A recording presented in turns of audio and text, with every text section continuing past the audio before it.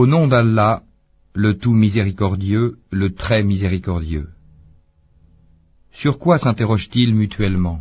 Sur la grande nouvelle, à propos de laquelle ils divergent. Eh bien non, ils sauront bientôt. Encore une fois, non, ils sauront bientôt. N'avons-nous pas fait de la terre une couche, et placé les montagnes comme des piquets?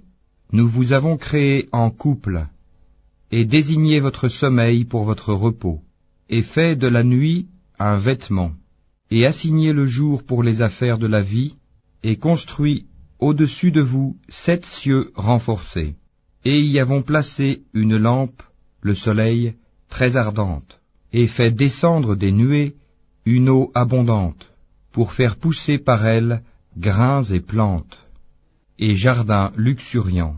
Le jour de la décision, du jugement, a son terme fixé.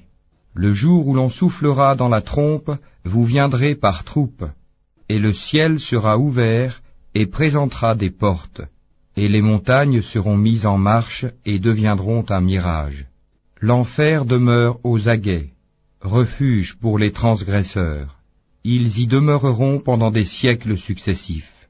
Ils n'y goûteront ni fraîcheur ni breuvage, hormis une eau bouillante et un pu, comme rétribution équitable, car ils ne s'attendaient pas à rendre compte, et traitaient de mensonges continuellement nos versets.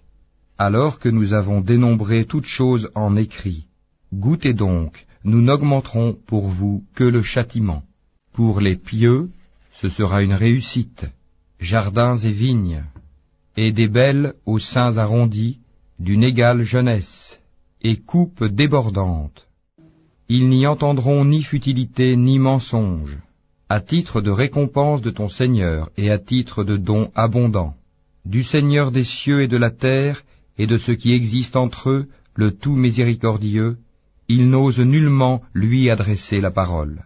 Le jour où l'Esprit et les anges se dresseront en rang, nul ne sera parlé, sauf celui à qui le tout miséricordieux aura accordé la permission et qui dira la vérité.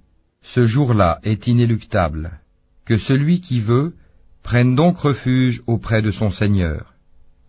Nous vous avons averti d'un châtiment bien proche, le jour où l'homme verra ce que ses 2 mains ont préparé. Et l'infidèle dira, hélas pour moi, comme j'aurais aimé n'être que poussière.